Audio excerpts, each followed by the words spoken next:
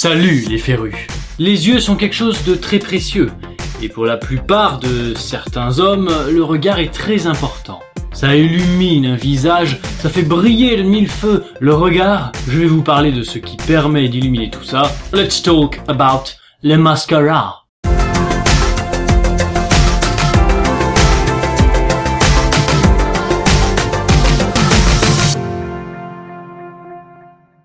Durant l'Antiquité, les habitants sont effrayés par les esprits malins, et ils vont y trouver une solution. C'est une pâte un peu épaisse, composée principalement d'antimoine broyé. C'est de la poudre en fait, l'antimoine broyé ça fait de la poudre, et l'antimoine c'est un caillou un peu bleu qui se trouve dans le tableau périodique des éléments. Vous l'avez étudié, c'est sûr. 4000 ans avant Jésus-Christ, on en faisait des vases avec de l'antimoine, donc on peut très bien faire une pâte épaisse qu'on étale donc sur les yeux, les cils, voilà, sur tout ça. C'est un petit peu un substituant du mascara et ça servait à éloigner les esprits. Les Romaines, pareil, elles utilisent aussi cette petite pâte à base d'antimoine, mais elles vont y rajouter des amandes et des roses complètement calcinées. Du coup, forcément, quand c'est calciné, ça va donner un petit truc un peu noir.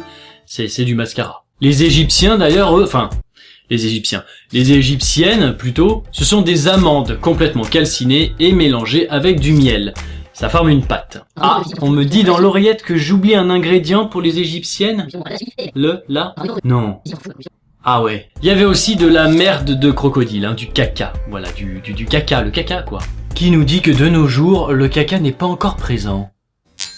Il fut un temps où le maquillage était très mal vu. Ça faisait vraiment la femme de bas niveau, quoi. Durant l'époque de la Renaissance, voire même avant, pendant le Moyen-Âge, les femmes de cette époque ne se maquillaient pas.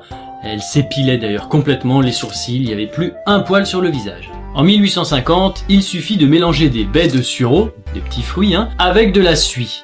Voilà, et donc du coup, à mon avis, ce mélange un peu épais devait donner quelque chose de très noir à cause de la suie qui est issue d'une combustion incomplète. Enfin, on n'est pas en cours de physique, on s'en fout, combustion, bon, voilà, de la suie et des baies. 30 ans plus tard, en 1880, Eugène Rimmel développe un produit composé de vaseline et de distillat de pétrole. Mais qu'est-ce qu'un distillat de pétrole? Eh bien, c'est quelque chose qui s'échappe pendant la distillation d'un produit. Voilà. Et ce produit, tenez-vous bien, va s'appeler le mascara, qui en italien signifie visage. Voilà, la face quoi. Mais le mot Rimmel est encore utilisé aujourd'hui. Pas plus tard que tout à l'heure à Carrefour, d'ailleurs, j'ai acheté un produit Rimmel. Pas pour moi, Pas pour moi. Et aux USA d'ailleurs, Monsieur Williams invente un produit pour sa sœur qui s'appelle Maybelle. Vous voyez le nom venir? Enfin, pour les connaisseurs et connaisseuses? Peut-être pas. Il va créer la société Maybelline, en hommage au prénom de sa sœur mélangé au mot vaseline. Ce produit d'ailleurs, c'est un petit peu comme une aspirine, donc c'est un peu poudreux mais solide, et à l'aide d'un pinceau humidifié, on va prendre un petit peu de ça, et du coup ça fait une petite pâte, et sur les cils, et mascara. Pas con le mec. En 1980, on fait péter les regards avec la couleur. Vous avez du bleu, vous avez du vert, et j'en passe. Et croyez-le ou non, ça illumine un regard. 6 ans plus tard, d'ailleurs en 1986, L'Oréal, parce que je le vaux bien, crée une brosse qui permet d'étaler plutôt précisément le mascara sur les cils. Depuis le 21e siècle, il y a plein de brosses et autres petits tubes avec la brosse dedans qui permettent d'exploser le volume du regard. Et c'est ce qui permet d'avoir presque des cils qui font cette taille tellement ils sont étirés là. Magnifique. Vous êtes habitué aux chiffres donc on va en parler. Toutes les 10 secondes, un mascara est vendu. Bon, c'est pas autant que les récents Lady Story, mais c'est quand même un chiffre important. La petite anecdote sur le mascara, encore une fois les anecdotes sublimes. Vous aimez ça, je le sais. Il y a une youtubeuse américaine qui s'appelle Katharine, qui a créé un mascara à l'Oreo. C'est gourmand, oui. Je vous laisse essayer, mais bon, je suis pas un expert, mais je pense pas que ça tienne bien longtemps. Mais enfin, faites attention que votre chérie n'aille pas vous bouffer les cils, quoi. Ça pourrait arriver, l'Oreo c'est quand même pas mal avec du lait.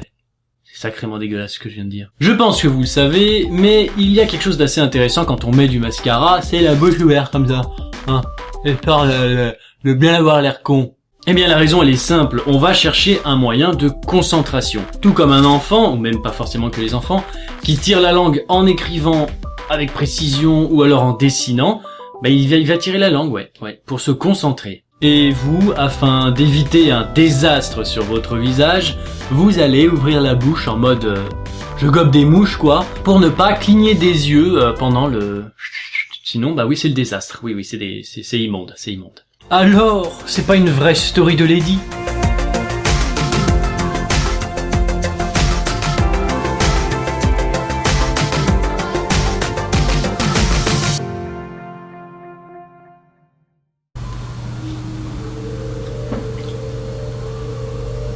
Il y a eu un bruit, hein. Ça m'énerve. C'est pas grave, c'est pas grave, c'est pas grave. On va pas flipper maintenant, on est en plein tournage de Lady Story.